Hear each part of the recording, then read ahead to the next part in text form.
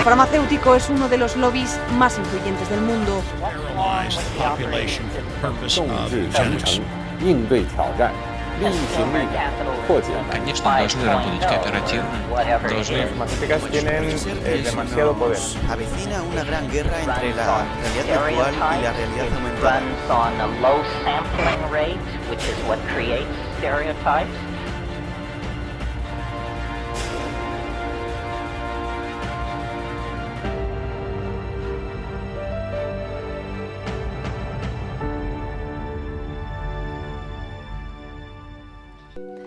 Bienvenidos, buenas noches, ¿cómo están todos? Muy bien, hoy vamos a hablar sobre un país más regional. Siempre solemos hablar sobre países que están un poco más alejados de nuestra región, pero dado a los cambios y toda esta revolución con la victoria de Trump en Estados Unidos, creo que amerita poner especial atención en este país que vamos a ver hoy. ¿Cómo estás, Marcelo? Así que, bueno, hoy traemos Venezuela. ¿Qué nos podés hablar sobre eso? ¿Qué tal? ¿Cómo estás? Bueno, mira, yo creo que después de casi 2 décadas de gobiernos populares que se fueron sumando uno tras otro y fueron mostrando que tal vez América Latina podía tomar un rumbo que hacía muchos años que muchos soñábamos que se podía hacer, nos empezamos a encontrar con una realidad es que Estados Unidos, quizás fruto también de las dificultades que encuentra en otras áreas geográficas, volvió a poner sus ojos sobre América Latina. Y esa presión significó la caída de Dilma en Brasil y seguramente contribuyó en buena medida para que Macri sea hoy el presidente de la Argentina. Quizá de los 3 puntales, de los 3 países geoestratégicamente hablando más importantes de la región, el que falta es Venezuela y es el que están realmente intentando derrumbar desde hace un tiempo largo y cada vez con más fuerza, con más presión. Ahora, obviamente, como vos decías, con la victoria de Trump, se abre un interrogante. ¿Qué va a pasar? Bueno, eso es un poco lo que hoy vamos a tratar en el programa. Ver cuál es la situación de Venezuela hoy y qué podemos esperar a futuro y cómo puede impactar esto tanto la permanencia como la caída de Venezuela en el resto de las naciones de la región. Camilo, ¿cómo estás? Bueno, ¿cuál es tu opinión sobre lo que vamos a charlar hoy? Yo creo que es fundamental y estratégico esta visión, digamos, como bien decía Marcelo, en el plano regional de los gobiernos populares, digamos, que todavía siguen siendo gobierno, y de la derrota de algunos de los gobiernos, digamos, como en el caso de Brasil con el impeachment hacia Dilma y en el caso de Cristina Fernández de Kirchner con el gobierno de Mauricio Macri electo. Y en eso es una visión de la geopolítica de la región anclado en la perspectiva de Venezuela, que tiene uno de los grandes desafíos después de lo que demostró Maduro, de una madurez para resolver los temas políticos al incorporar a sectores, digamos, de la oposición y darles el lugar como tal, como en el caso de Capriles, y llevar la batalla de cara a la sociedad. Y hoy me parece que vamos a hacer un balance de ese gobierno. Muy bien, y nos acompaña Alberto Girondo de la cooperativa que imprime hoy Tiempo Argentino, que a través de Venezuela también vamos a analizar lo que sucede en la Argentina, lo que sucede en Brasil, y bueno, ¿quién mejor que Alberto para mostrarnos un poco lo que sucedió con este cambio? ¿Cómo estás, Alberto? Gracias por acompañarnos hoy. Gracias a ustedes por invitarme. Antes de volcarnos al tema específicamente de Venezuela, también te recuerdo que este programa nos ve no solo en la Argentina, sino que en varios países de la región, México, Estados Unidos, España, así que es bastante internacional. Te digo eso para que nos cuente qué sucedió con Tiempo Argentino y cómo está la situación hoy. Bueno, con el cambio de gobierno, la empresa que imprimía el diario dejó de pagar los salarios.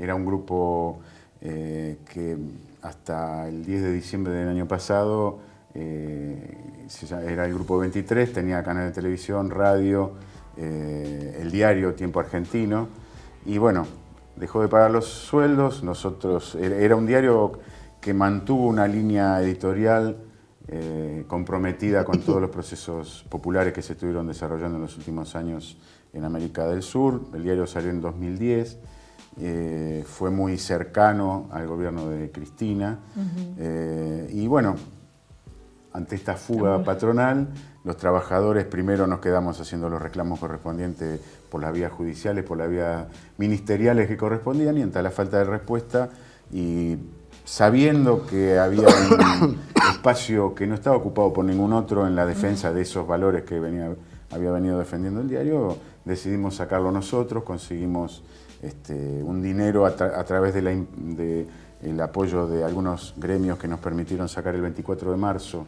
en ocasión del 40 aniversario del golpe cívico-militar.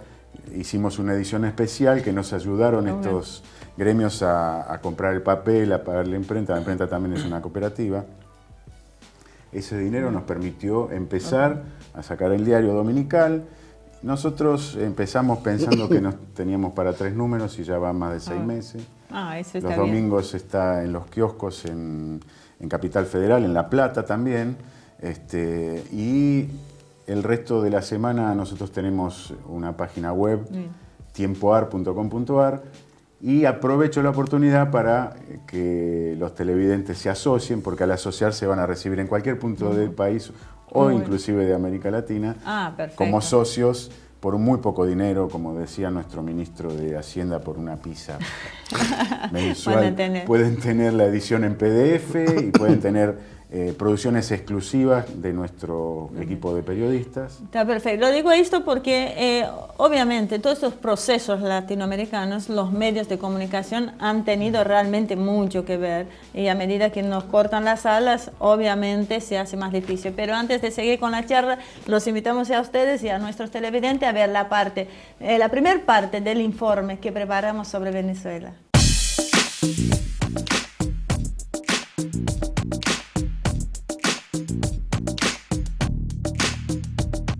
Desde fines de la última década del siglo pasado, la región latinoamericana experimentó una serie de cambios geopolíticos que amenazaban cambiar una historia de dependencia y desigualdades sociales que ya se presentaban a esa altura como históricas. Gobiernos de corte popular se establecían en Ecuador, Bolivia, Argentina, Brasil, El Salvador, Nicaragua, Uruguay y Venezuela.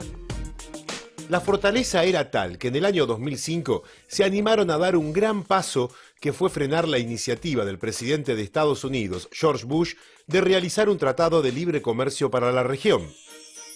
El ocaso del ALCA, decretado en la cumbre de Mar del Plata, marcaba el inicio de una región independiente que se consolidaba con un naciente consenso en recrear la patria grande. Los ejes de esa política que desafiaban el predominio estadounidense en la región partían de la base de 3 grandes países por el tamaño de su economía: Brasil, Argentina y Venezuela. En este último había surgido un líder carismático que alcanzaría una trascendencia regional y posteriormente mundial. El estilo desenfadado de Chávez, capaz de decir en la sede de las Naciones Unidas que olía a azufre, en una clara referencia al presidente Bush, concitaba la atención de los medios. Pero no era solo su personalidad extrovertida, sino también sus posiciones políticas. Venezuela se había constituido en una nación rica a partir del boom petrolero, pero guardaba grandes desigualdades internas. Chávez llegó para disminuir esas diferencias, proclamando el socialismo del siglo XXI, poco después de que los medios globales proclamaran la muerte del socialismo soviético y el reinado indefinido del capitalismo en su versión más cruel, el globalismo financiero. Chávez no era el único que hablaba con dureza, también lo hacían Evo Morales y Rafael Correa. Sin embargo, estos estaban limitados por el propio peso específico de sus países, más pequeños que Venezuela, quien hoy cuenta con la mayor reserva comprobada de petróleo en el mundo, con más de 300 millones de barriles, 8 veces la cantidad estimada que posee Estados Unidos. La importancia geopolítica de Venezuela, sumada a la propuesta socialista de Chávez, quien muere de un virulento cáncer que diferentes analistas sospechan provocado por la CIA estadounidense, resultaba demasiado para un Estados Unidos que comenzaba a mostrar debilidad ante el ascenso de China y el resurgimiento de la Rusia de Putin. Chávez entonces comenzó a ser víctima de intentos de asesinato, golpes de Estado y su país sometido a una creciente presión económica, mediática y militar. La importancia venezolana queda marcada a fuego cuando se considera que en un par de días los barcos petroleros pueden llegar a las costas estadounidenses, mientras que las otras fuentes disponibles de Medio Oriente necesitan más de 15 para llegar al mismo punto. Estados Unidos determina que su seguridad nacional depende de disponer de esas reservas. De esa tríada inicial de países hostiles, luego del triunfo electoral ajustado de Macri en la Argentina y del golpe palaciego de Temer en Brasil, solo sobrevive la Venezuela de Maduro, el sucesor del chavismo. Los planes de ajuste ortodoxo neoliberal ejecutados en sus vecinos señalan cuál será el futuro de Venezuela si consiguen imponerse. La imagen de este país ha sido erosionada en la región por los medios de comunicación hegemónicos que diariamente se ocupan de destacar las enormes dificultades por las que atraviesa el país. La corrupción imperante en un gobierno que no vacilan en calificar como dictadura, pese a la cantidad de elecciones ganadas y de la inexistencia de un futuro de no mediar un cambio.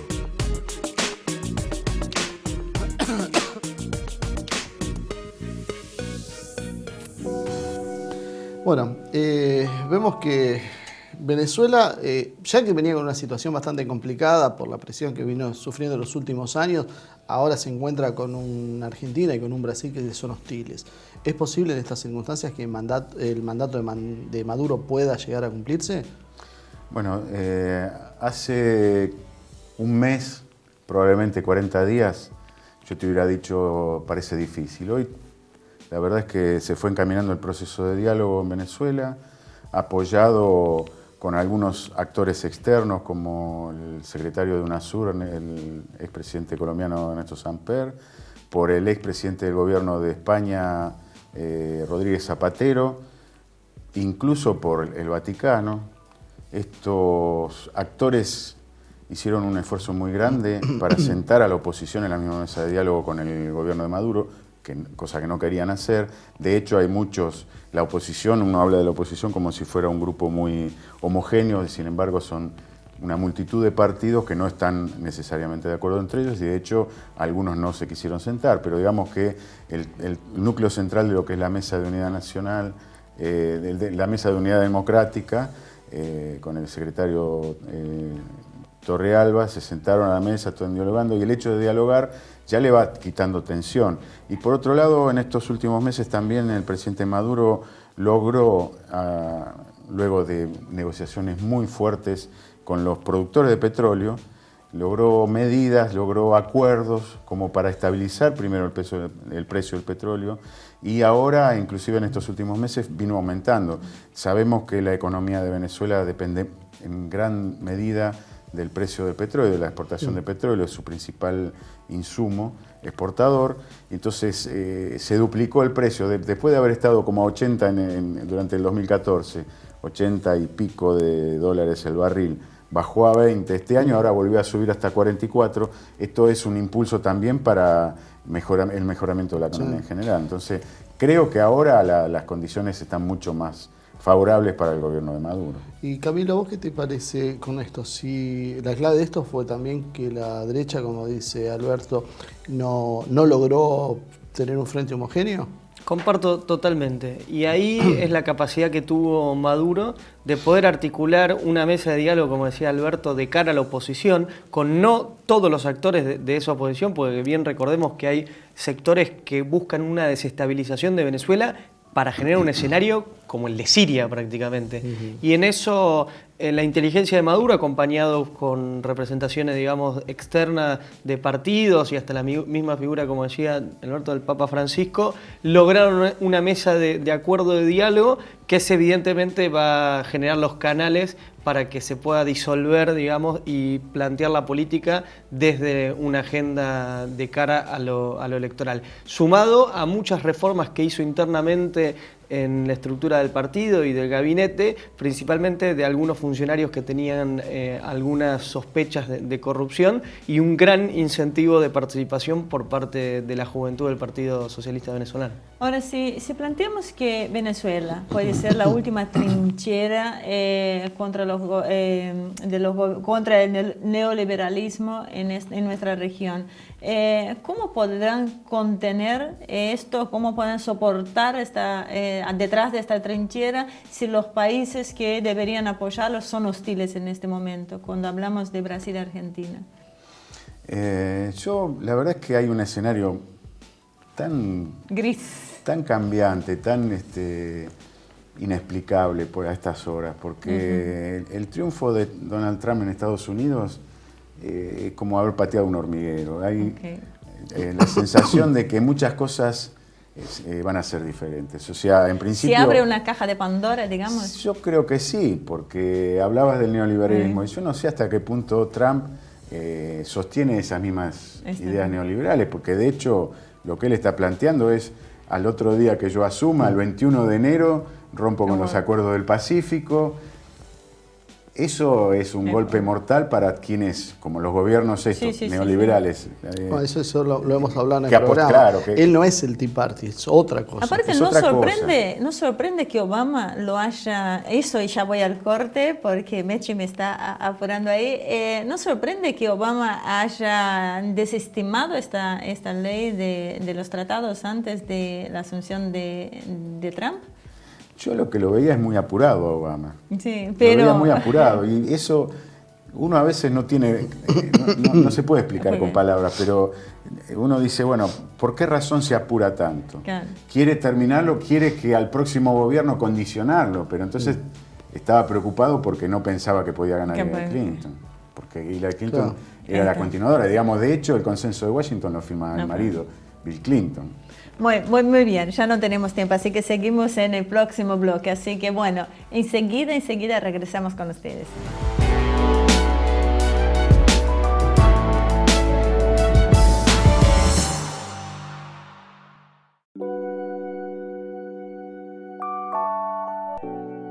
De regreso con Alberto Girondo, de Tiempo Argentino, analizando Venezuela y esta trinchera de los gobiernos populares en nuestra región. Así que, Marcelo, como estábamos hablando en el bloque anterior, la victoria de Trump, como dijo Alberto, viene a mover un poco este tablero internacional. ¿Va a ser bueno o va a ser malo para nosotros? Hay muchas opiniones discutidas en esto, ¿no? Primero lo terminó de formar el gabinete. Se discute cada uno de los personajes, porque las interpretaciones que te dejan los diarios, por ejemplo, liberales, como es el New York Times, es muy diferente a la que vos escuchás de los sectores que son pro-Trump, sobre cada uno de los personajes. Lo que sí yo creo que a nosotros nos ha venido claramente favorable por el tema de frenar los tratados de libre comercio, porque una vez que entráramos a eso iba a ser muy difícil salir. Eso no se sale del día para el otro y los costos son enormes. En el caso puntual quedan, como esto lo hablamos fuera de cámara, quedan dos dudas sobre el tema de Cuba y de Venezuela, cómo va a ser. Yo creo que Alberto tenía razón cuando me decía, ¿qué más le pueden hacer a Cuba y a Venezuela de lo que hicieron? O sea, en Cuba se firmaron una serie de acuerdos que por ahora no cumplieron nada, y con Venezuela es la hostilidad permanente. Entonces, yo creo que realmente en algunas cosas es favorable y en otras vamos a abrir un compás de espera, pero no vamos a esperar grandes cambios, creo. Es más, yo creo que tal vez Trump haga un poco más de pirotecnia verbal que lo que realmente vaya haciendo. Y cuando hablamos de las negociaciones que intervino el Papa Francisco con la oposición y el oficialismo, ¿cuál es la actual situación de este tema, teniendo en cuenta el gran actor global que apareció con la presencia del Papa Francisco, ¿no? Bueno, el Papa se involucró muy directamente. De hecho, el que fue nuncio en Venezuela es su principal secretario, digamos, en el Vaticano, que es Pietro Parolin. Está muy al tanto de lo que ocurre en Venezuela y, digamos, hay una situación, o sea, ustedes estaban hablando recién con mucha verdad, que es como una trinchera geopolítica. Venezuela fue un actor clave en estos años también del proceso de paz en Colombia.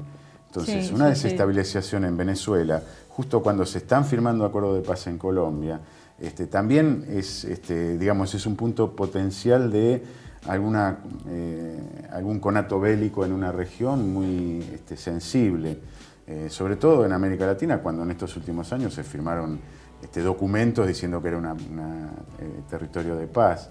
O sea, el tema de Venezuela, yo creo que para los actores internacionales que están detrás del aparato militar industrial de Estados Unidos, digamos, es un punto clave, como ustedes muy bien dicen, pero también en este entorno regional. Por eso yo creo que el expresidente colombiano, Néstor Samper, está tan involucrado también como secretario de UNASUR. Y digamos, el Papa sabe todo esto porque es latinoamericano. Es argentino. Pero es latinoamericano. Y entonces sabe todo esto y sabe que están jugando con cosas que no tienen respuesta. Entonces, no, más allá de cualquier retórica de cualquier gobierno de Estados Unidos, yo creo que Donald Trump, como vos muy bien decís, va a haber mucha pirotecnia verbal, pero me parece que tendríamos que empezar a pensar qué queda después de la pirotecnia verbal, porque... Bueno, yo creo que hay dos posibilidades de reacciones. Una es algo similar a las revoluciones de colores que hicieron en otros países, las primaveras árabes, algo como hicieron en Ucrania. Para eso vos necesitas básicamente también traer mercenarios extranjeros, porque eso sería una intervención indirecta dentro de esa lógica. Y Putin dijo hace poco que Rusia, los medios argentinos mucha bola no le dieron al tema, pero él dice que Rusia no va a permitir la injerencia de fuerzas extranjeras en el proceso interno de Venezuela. Y ojo que Putin no dice una cosa por otra, ni cualquier cosa, ¿no? Pero de hecho hay mercenarios como los hay en Colombia, o sea, mercenarios no necesariamente de otras regiones. Pero de hecho esto es una denuncia constante de los gobiernos. Vos tenés una forma suave de penetración que son las ONG. Que esas son las que te van armando el tema, tenés los medios horadando, pero después también cuando vos haces las guarimbas, llega un momento que necesitas algo más contundente y ahí es donde suele entrar gente de otros lados. Las cruzan de Colombia.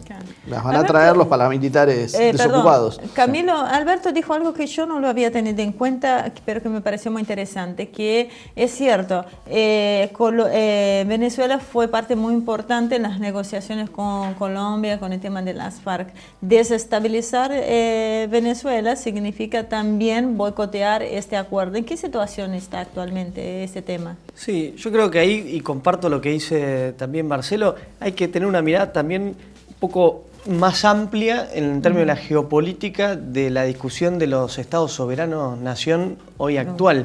En ese sentido, Trump habría que ver cómo se desarrolla el sistema norteamericano, digamos, con las políticas que aplica, pero pareciera que hoy la discusión está entre un mundo globalizado financiero, que son las políticas neoliberales, y los estados soberanos nacionales, digamos, por fuera de los actores que puede ser de un esquema de derecha nacionalista o de socialista bolivariano, como en el caso de Venezuela.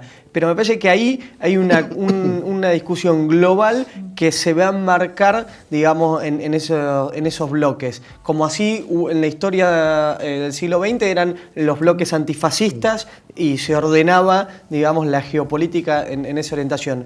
Venezuela, como bien decía Simón, hoy cumple un rol en términos de la región y de la soberanía, de la apertura, digamos, de los Estados-nación, de fortaleza. Y en ese sentido hay que ver qué conviene en términos de la política norteamericana, si desestabilizar o mantener, por más de que después haya una cierta pirotecnia o artificio, digamos, en términos de la verbalidad y la característica que tiene este presidente Trump. Sí, yo coincido mucho con el tema de hoy la grieta es esa, entre el liberalismo y estos conceptos que quizá por el lado de Putin lo superan en un aspecto.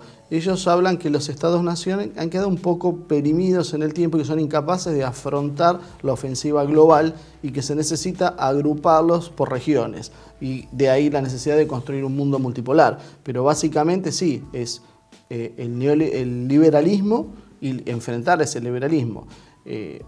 podemos hacer, como lo hicimos en un programa anterior, la discusión de liberalismo por izquierda o liberalismo por derecha, porque básicamente a veces parece que es ser dos partes de un mismo sistema, pero sí creo que claramente el tema pasa por ese lado, creo que es por enfrentarlo, y creo que Trump en ese aspecto, él es de los que va a poner un freno a la globalización.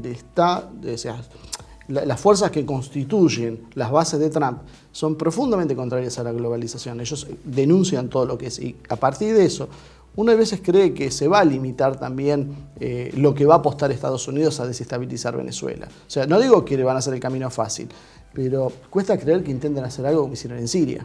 Ahora, hablando de lo que dice Marcelo, en la búsqueda de un mundo más proteccionista, que es lo que de repente busca Trump, y un freno a la globalización, ¿puede ayudar a frenar el ataque a Maduro y a darle un respiro? Yo creo que el ataque a Maduro lo va a frenar el fortalecimiento interno del propio gobierno y del propio PSUV. Partido Socialista Unificado de Venezuela. Yo, en ese sentido, por eso yo digo que hace un mes y medio, 40 días, a lo mejor yo hubiera dicho, mira, la situación está complicada. Ahora, yo lo que veo es que hay una consolidación de Maduro en el gobierno. Hay temas que no se están ya debatiendo porque la oposición hasta hace poco decía, no, referéndum ya, que se vaya. Bueno, porque tenía que ser antes de fin de año el referéndum. Está bien, pero no pasó más nada. Por eso, o sea, ahora de última lo tirás y sería bueno, se consolida un sistema institucional chavista.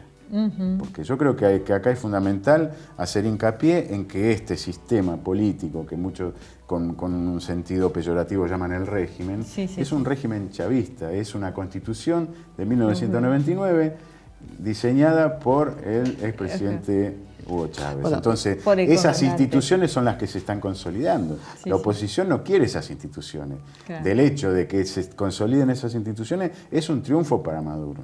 Bueno, Chávez yo creo que tuvo una gran visión, primero cuando logró quebrar la justicia y no tiene los mismos problemas que tenemos en la Argentina o en Brasil con esa justicia que es el último sostén del régimen real. Me sorprende, Alberto, porque era uno de los pocos invitados que nos pinta un panorama más optimista del mundo. Bienvenido sea en esta época todo el mundo está muy... en esta época del año donde todos hablan de los problemas económicos, donde los grandes medios de comunicación te machacan todos los problemas que hay. Este optimismo de Alberto, Camilo, ¿puede llegarnos a alguna... o está loco. ¿Puede llegarnos como una bocanada de esperanza para nuestros países que también se ve un poco más complicados desde las últimas elecciones? Desde el impeachment de Dilma, desde el cambio acá en nuestra querida Argentina. Sí, yo comparto, creo que va a haber una revalorización de lo que fueron los últimos gobiernos de la región en términos de la presencia de un Estado, porque hoy lo que está en discusión es esto de un Estado que intervenga y que equilibre, digamos, las desigualdades de la economía. Está comprobado tanto en el caso de Brasil, con la cantidad de los 50 millones de brasileños que salieron de la pobreza, como en Argentina, con todas las políticas sociales que se aplicaron, en Bolivia, Ecuador, en Venezuela, que estos gobiernos, digamos, y un Estado presente interviniente en la economía son fundamentales y estratégicos para el programa de desarrollo del país. Lo que queda en discusión, me parece, para los próximos procesos es la matriz productiva de los países que somos dependientes de los países. Lo que faltó poder cambiar.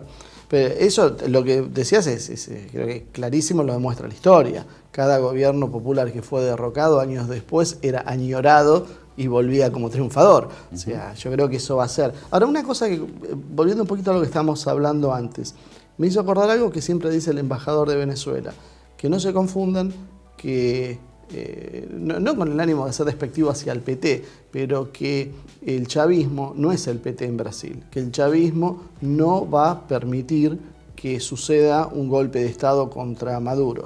Es conocido el tema de que hay una capacidad de resistencia armada que tiene el chavismo que es diferente. No sé cómo eso lo ven ustedes. ¿Quién quiere comentar algo sobre el tema? ¿Hay alguna posibilidad que estas diferencias internas de Venezuela se salden con un enfrentamiento armado? O sea, ¿y qué capacidad real tiene el chavismo que cuenta además con el ejército? Bueno, esto da para poner dos íconos. Chávez fue militar, Lula sindicalista. Los dos manejaban fierros, porque los dos eran metalúrgico uno y el otro militar. Como decimos en la calle, eran los dos fierreros. Pero la estructura, digamos, en América Latina no se puede dar un golpe de Estado si no tenés las Fuerzas Armadas. Eso fue así históricamente.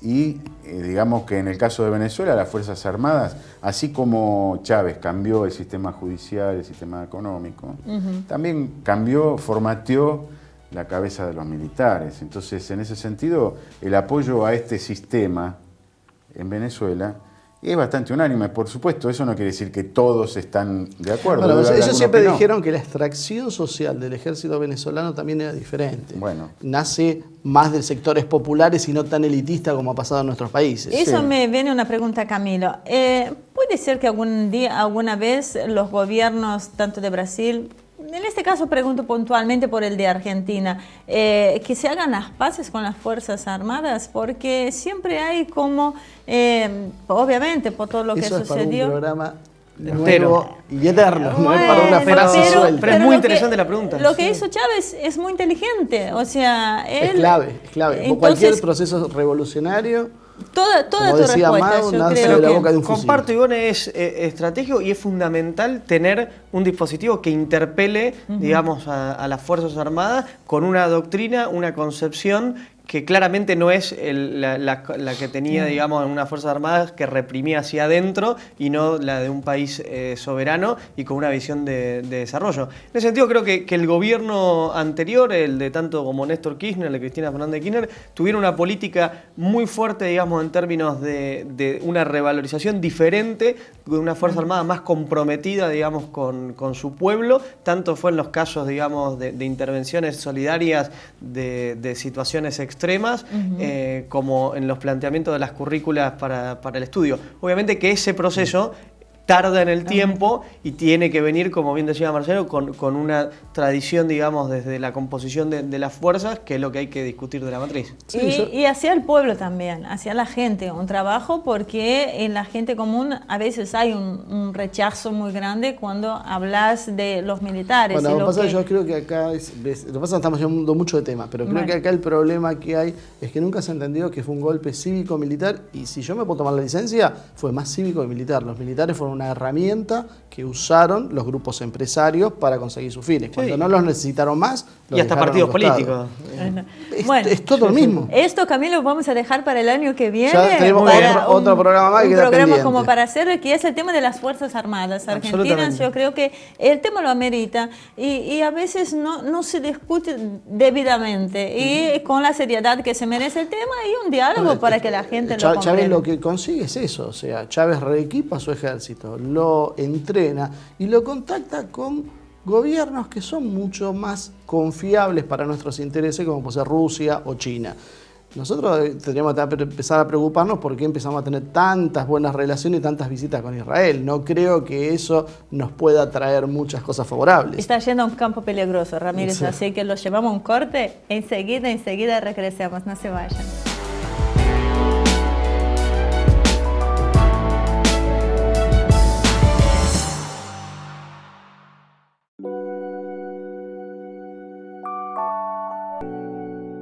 Volvimos con Venezuela, así que con Alberto Girondo, Marcelo Ramírez y Camilo Vaca Narvaja, contando para ustedes un poco lo que está sucediendo. Así que los invito a ver la segunda parte del informe que les preparamos.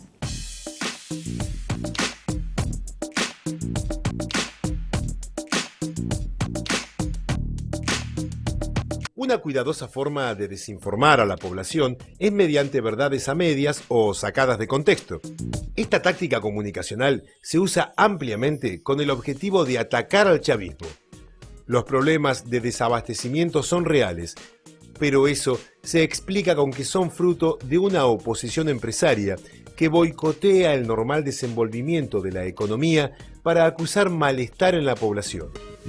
Una táctica de desgaste social que no es nueva, ya se utilizó en Chile para derrocar al socialista Salvador Allende. Contrabando, paramilitares infiltrados, sabotajes a instalaciones petroleras y un permanente bombardeo mediático son otras de las herramientas que se utilizan contra el país. Venezuela, aun cuando el petróleo llegaba a valores de $140 el barril y con especialistas diciendo que alcanzaría los $200, era catalogada por las agencias de calificación de deuda como el país con mayor riesgo de insolvencia del mundo. Contraponiendo los datos macroeconómicos venezolanos, donde el ratio deuda-PBI hoy se aproxima al 50% del PBI, es absurdo pensar que el país con mayores reservas de petróleo está en riesgo natural de impago. Y sin embargo, una vez más se demuestra que estas agencias cumplen una función geopolítica clave y no económica meramente. Un punto aparte merece la evolución del precio del petróleo. Luego de alcanzar máximos superiores a los $140 el barril, una caída expresada por la quiebra de Lehman Brothers al precio comienza a escalar. Curiosamente, la tradicional excusa para mantener el precio del barril como consecuencia de la inestabilidad de Medio Oriente desaparece mágicamente. Luego de la caída de Gaddafi en Libia, la destrucción de Irak, las primaveras árabes, los ataques en Yemen, la tensión en Irán, el precio se desploma dramáticamente hasta estar por debajo de los $30 el barril. El daño a una economía como la venezolana, dependiente del precio del crudo, fue enorme. La caída de exportaciones es brutal. De 69.241 millones de euros en 2013 pasó a 33.850 en 2015. Varios son los países golpeados. En primer lugar, Rusia, objetivo de Estados Unidos en su lucha por mantener su hegemonía global. Ninguna economía es capaz de resistir esta presión combinada de factores, típicos de un escenario de guerra sin colapsar. Sin embargo, los análisis en los medios y las noticias brindadas no contemplan la situación general y cargan contra el chavismo acusándolo de ineficiente y corrupto. Las acusaciones son las mismas que han sufrido otros líderes populares, desconociendo los logros no solo sociales, sino también económicos, y escondiendo debajo de la alfombra el pasado de la oposición, que hoy acusa de corrupción, protagonistas de vergonzosos hechos en el pasado reciente. Dentro de ese contexto preocupante, Venezuela tiene una ventaja comparativa con sus vecinos, que es tener una justicia que actúa con mayor independencia de los poderes económicos. La situación en Venezuela es difícil, pero hay algunas señales que pueden indicar que en lo económico lo peor ya ha pasado. El crudo, vital en su balanza de pagos, se ha establecido en los $50 y los acuerdos entre Rusia y Arabia Saudí parecen augurar un aumento a futuro. La misma tensión creciente entre Estados Unidos, Rusia y China, cada vez más cerca de una guerra, pueden significar un mayor compromiso de estos últimos para ayudar a Venezuela a resistir los intentos desestabilizadores. La situación de Argentina y Brasil representan, por un lado, un recrudecimiento de las presiones diplomáticas y económicas, pero por otro, servirán como un ejemplo de lo que les espera a los venezolanos si triunfa una oposición que tiene un plan similar al de sus vecinos. El desafío será poder transmitir estos resultados a la propia población, intoxicada por los medios masivos, y si lo consiguen, el ejemplo puede desalentar los cantos de sirena del cambio. Al fin de cuentas, Cuba resistió con menos recursos económicos. ¿Por qué no lo podrá hacer el chavismo en Venezuela?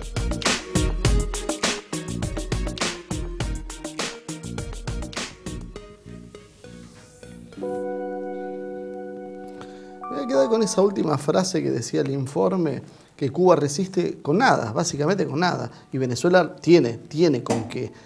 ¿Cómo pensás que esto pueda llegar a suceder a partir de eso? O sea, ¿realmente te parece que pasado este cimbronazo podemos hablar de una consolidación del proceso si se logra pasar este cuello de botella, porque esto también es una opinión personal, pero me da la sensación que tanto lo que pasa con Temer en Brasil como con Macri en Argentina, más con la victoria de Trump, es como que se le ha recortado mucho las posibilidades de que esto se establezca como un modelo que dure muchos años. Y una vez que eso se retrotraiga esa situación, Venezuela volvería a fortalecerse. En ese caso, ¿el chavismo podría mantenerse en el poder? Camilo. Creo, Marcelo, que hay la construcción, como bien decía Alberto, de lo que era el PSUV y lo que es el otro fenómeno del presupuesto participativo que se da en algunos de los municipios y gobernaciones de Venezuela, es fundamental.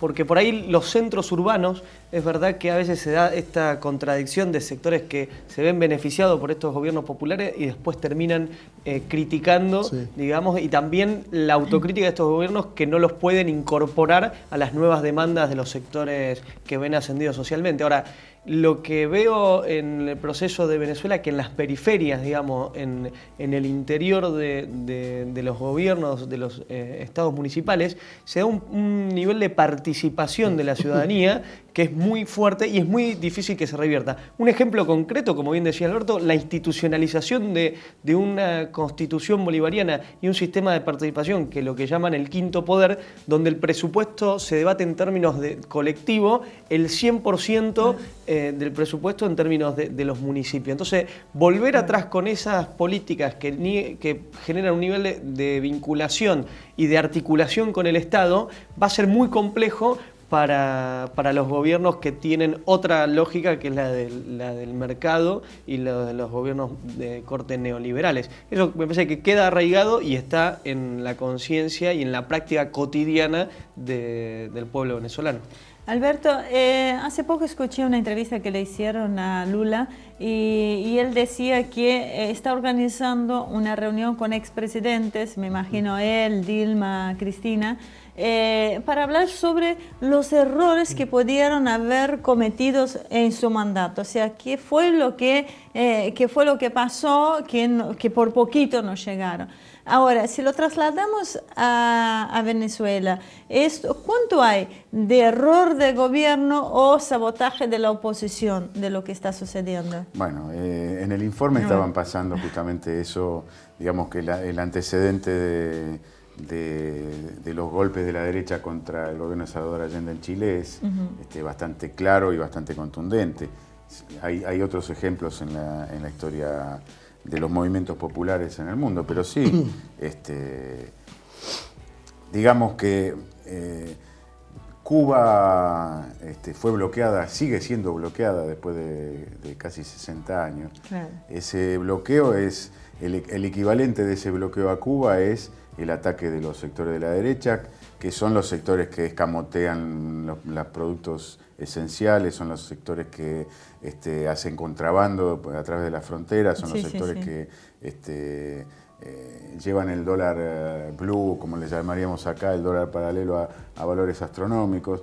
Bueno, el tema es, probablemente uno podría decir, bueno, es un error no haber aprendido a luchar contra eso. No es fácil, porque en realidad, desde el punto de vista teórico, nosotros que estamos acá sentados cómodamente podemos hacer muchos análisis, pero hay que estar en el campo de batalla y ver... Te hago un paréntesis ahí. Yo, bueno, de Rusia, el mayor entendido obviamente es Marcelo, pero bueno, ligo de rebote algunos informes y he visto alguna publicidad que hay de Rusia hacia adentro, ¿no? Y una de las cosas que plantea el gobierno ruso a los rusos es, si vos no estás dispuesto a agarrar un arma e ir a pelear por tu país, no lo alientes a través de la pantalla de tu computadora. Y eso pasa muchas veces, o sea, uno opina, intenta ver lo que está sucediendo en un país, pero a veces uno ve en las redes sociales cómo la gente genera este odio, genera esta provocación o toma un partido de una manera tan visceral, ¿no? Que eso termina provocando en la población, con tanta capacidad que uno tiene de acceder a los medios de comunicación, está justamente movimiento. Vos fíjate que hay un fenómeno que se da en casi todos los países, pues pasó en Estados Unidos también. Las clases medias más acomodadas, que viven en las grandes ciudades, que son las que acceden más a los medios de comunicación, son básicamente las que son más fáciles de ser manipulables. El tipo que vive en el interior, que tiene una vida diferente, no está tan pendiente de lo que pasa en los medios, no está tan conectado, ese tipo mantiene más sus tradiciones. Que fueron los votantes de Trump, en su gran mayoría. Esos son los votantes de Trump, pero es lo que pasa también en Brasil o es lo que pasa en Venezuela. Estás diciendo, de Caracas te piensa de una manera y el interior de Venezuela piensa de otra. Eso se viene a dar porque yo creo que queda a mitad de camino la ilustración.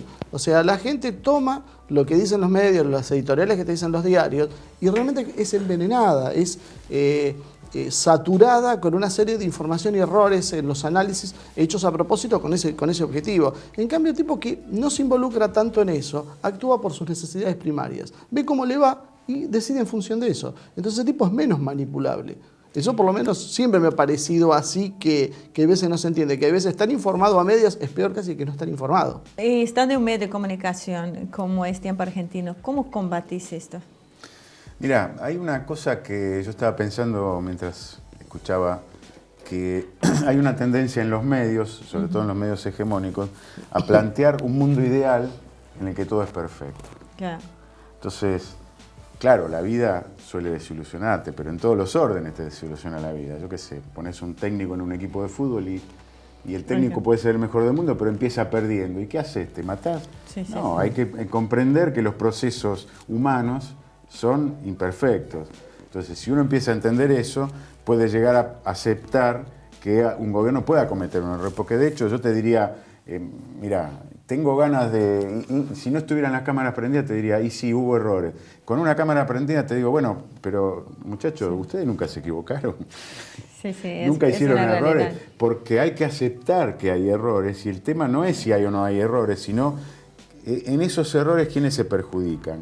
Y yo creo que uno tiene que aprender a analizar los gobiernos en función de quién se beneficia y quién se perjudica. El error, si el error, digamos, perjudica a la gran mayoría, y yo tengo que pensar que el tipo es muy malo o que el tipo está torciendo la realidad. Digo, cuando uno ve los gobiernos neoliberales como el que tenemos en Argentina, como que tienen que padecer ahora los brasileños. Sí, bueno, ahí hay errores, hay una línea, pero digamos, si el tipo perjudica a los que están abajo, bueno, yo ya sé dónde pararme.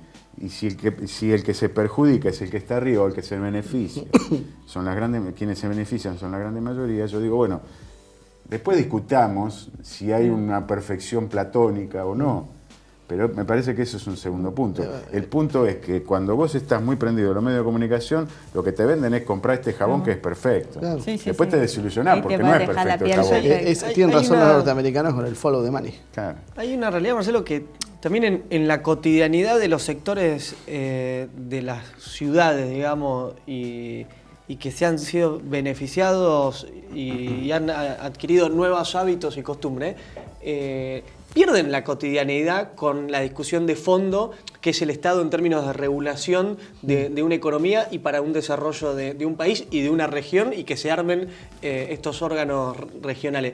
Porque si uno se pone desde el lugar de la gente que está en las 4x4 encerrado con el aire acondicionado, que se mete en un country, que va a una prepaga, que manda a sus chicos a un colegio privado, es muy difícil cuando encima estos gobiernos somos promotores de esos ascensos, que después nos cuesta ciudadanizarlos en este Estado que los cobija. O sea, ahí la derecha interpela mucho mejor el sentido común y la cotidianidad de esos sectores que los gobiernos progresistas de izquierda, que me parece que es el desafío. La derecha lo ha ido construyendo ese sentido común. Absolutamente. Y en eso, desde los hospitales públicos diciendo, a ver, lo primero que llega a una emergencia son los hospitales públicos, las ambulancias públicas, hasta los conceptos de espacios públicos. Hay muchos ámbitos, digamos, para discutirles a esos sectores de clase media alta que fueron, digamos, beneficiados, para incorporarlos y ciudadanizarlos dentro de la concepción de un Estado, que es en definitiva lo que estamos discutiendo hoy en escala mundial y de cara a las corporaciones que son transnacionales, que tienen un nivel de acumulación del capital que es como nunca en la historia del capitalismo se vio.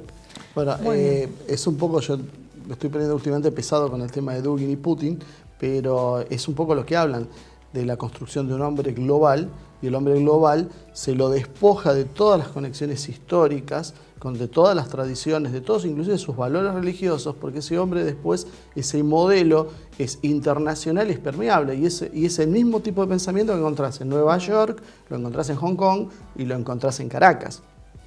Muy bien, bueno, ya... Sí, yo sabía que me ibas a cortar, así que fue muy cortito lo mío.